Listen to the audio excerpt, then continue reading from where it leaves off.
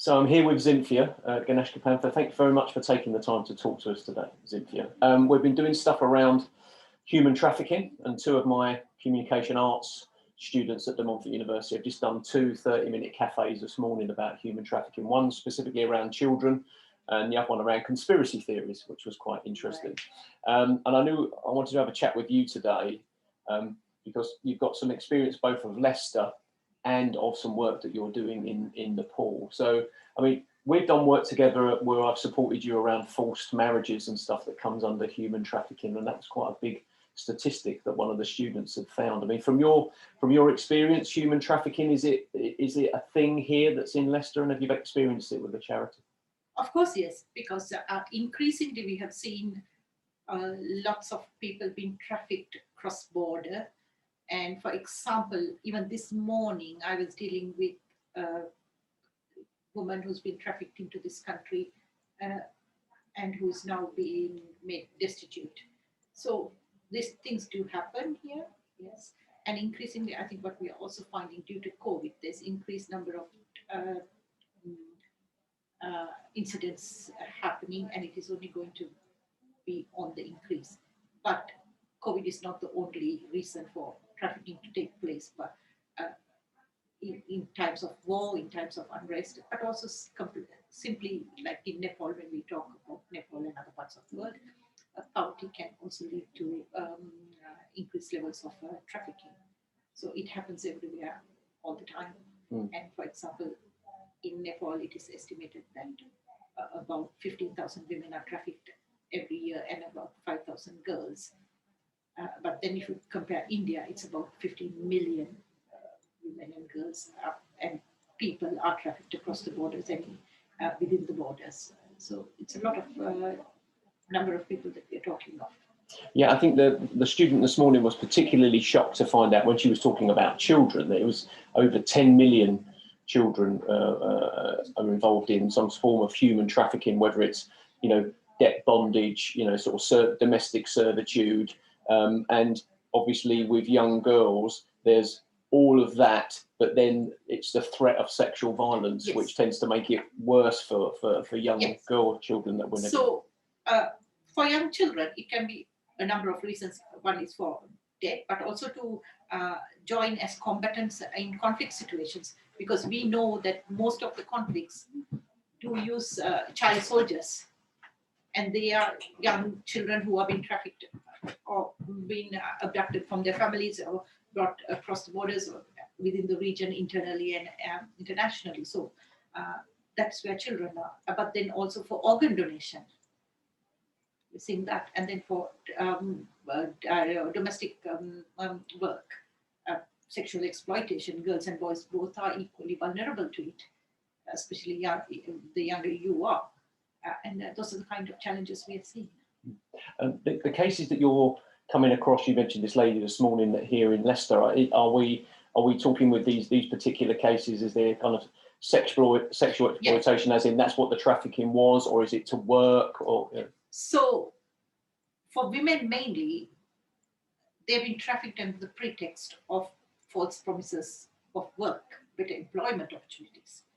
Men also. But then when women cross the borders, what happens is then they are used to work in the sex industry and being exploited. Sometimes labor exploitation plus sexual exploitation. And then I also had a recent incident with a man, and he was trafficked for labor exploitation.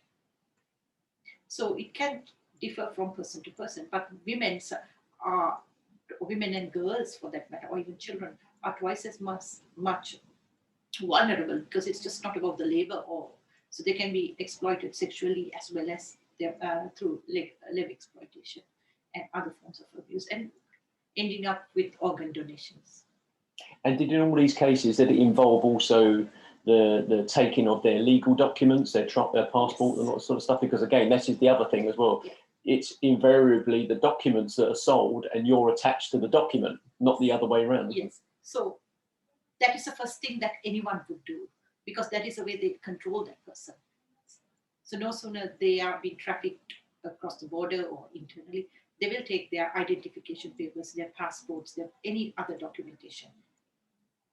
And at that point you become nobody, because like if you take, for example, most of the time we are recognized by our identity is the first thing they ask you, what's your passport, your date of birth, I mean your birth certificate or whatever, that kind of things, because human becomes a paper form at that time, or just a number. And when you take that away, so that you're stripping off that person's whatever identity that person do have. And that is what happens. And then, of course, freezing bank accounts, the telephones, no contact, and outsiders cannot contact you. And they gradually strip you out of all of your identity.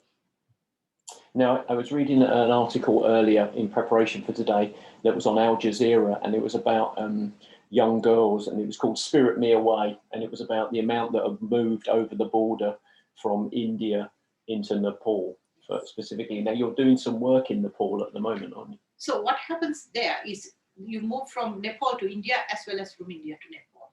So majority of the time what happens in Nepal is women are being exploited for labor across, and majority of them are promised work in the Middle East and things like that, because that is their main source of income for majority, because Nepal is a very poor country, and some parts especially. So they're taken into India. But equally in India, again, the same thing happens, because India is a massive continent, a country. And then there's lots of things happening. And if you take, for example, women are brought from the villages to the main cities, to the red light districts for prostitution. And then they end up either through organ donations, because it's a massive market. Yeah. And equally, it can happen in other parts of countries like Taiwan, Bangladesh. Now, what is happening now in Bangladesh as a part of the conflict in Myanmar, the mass displacement can lead to incidents of trafficking, or has led to, has led to mass-scale trafficking, especially targeting young girls. Well, I think people don't realise the level of coordination. I mean, now organised crime, human trafficking is actually more profitable than drug trafficking. So, they're moving into that. It probably also carries less punishment when it comes to being caught. So you've got those kind of situations. But also with something like Myanmar, with girls going missing from, displacement camps and stuff like that. And of course, post the Boxing Day tsunami in 2004 as well, suddenly, children that were in these kind of displays were going missing and stuff. It's so coordinated, and it involves everybody, doesn't it? Judges, police officers, deportation workers. It's the fact that everybody is part of this trade, and these people are just commodities. Yes, because unfortunately, when it comes to trafficking, it is mass-scaled organized criminals who are engaged in this. So it just not involves just the criminal, but it also involves politicians, judges, you name it, anyone can be involved in it. Now, if you take what happened in Bosnia, even the UN officials were involved in it at some point. So you can't say that it is done by like your typical criminal that you identify who's stealing something on the street, or people like that. It's just not gangsters. It is a mass-scaled operation, and you have to have that kind of power to do that kind of thing. Otherwise, to take massive numbers of people across borders, like what's happening in Libya and all, people are sold in the cattle markets. The same in the Colorado in India. Yeah. So for that to take place, it can't be taking place in a void situation. So there has to be protection for these people in some way. So who is giving this protection? And that is the question. And that is why these kind of operations are not easy to break down, because there's lots of power, money, weapons, everything is involved in it. And my final point on this really is to get your view on this, is the fact that I think what shocked everybody the most this morning, but not for those of us, I guess, that kind of know these things and have looked into it. It's these people aren't being snatched off the street. It's not something that's on Netflix or anything like that. These people that tend to get into these situations are presented to these situations invariably from someone they know and they trust, a family member. And the family member is actually in on the exploitation at the beginning, maybe not necessarily how far it goes, but at the same time, it's just one of their children. So most of the time, when it happens, like when I have had these conversations with the women or with the survivors, what they say is, oh, my grandma gave me to my uncle to take me to the city to work as a domestic worker. Or this man who comes to our village, who was well known to my family, he offered employment in the markets.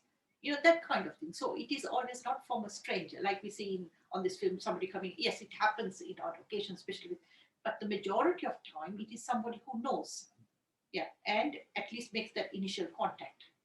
What's happening in Egypt? What's happening in India? What is happening most of, and in Europe, here, what's happening here is always somebody who's known. Or they go and build that trust, maybe a job agency or someone like that. Or, so that, or maybe a teacher, school teacher, it can be anyone, you name it. Yeah. So that is the danger. It is like violence. I think it's in any form, like we talk of sexual abuse, we talk of other forms of abuse against women and girls. But it is always, the majority of the time, it is from somebody who you know rather than who don't. The student finished this morning with, one of the students finished with the signs to look out for of people that are being trafficked. You know, sort of being quite quiet, not engaging with the people that they're with, maybe seem to be under some form of control, maybe they're not eating, that kind of stuff, any kind of physical signs. But then there was, if you see something happening, sort of, you know, ring the police, or, you know, ring these national contact numbers and stuff.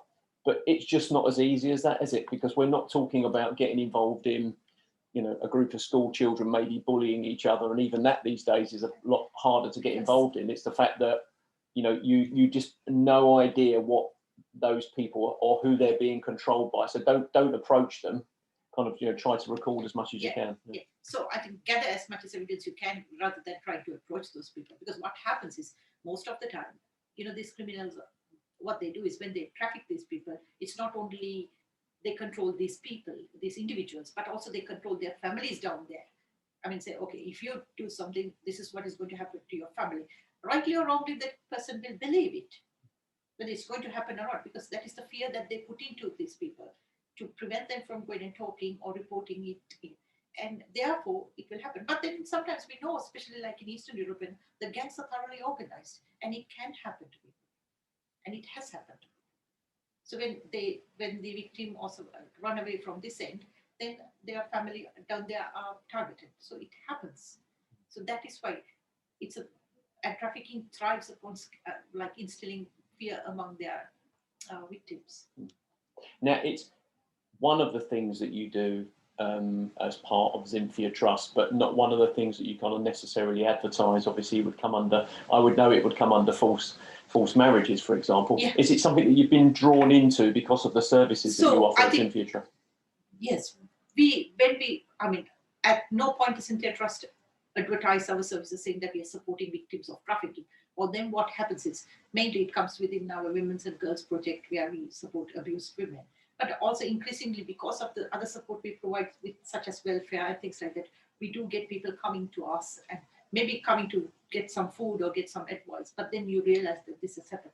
And at that point, how we support them is, for any victim, I think what is the main is getting that emotional support, but most importantly, then giving them some form of status, because you're no one when you have been trafficked, and then even to get their benefits and things like that, then we support them through the immigration processes and all that kind of, and that is how we've been drawn into the work that we do. But then, of course, I'm passionate about working with women and girls and about other issues that is happening, abuse, and then I get drawn into others, like working in Nepal and places like India, where we have had contacts and we do some kind of work, at least remotely right now. That's great. Thanks very much, Zinthiya. You're welcome.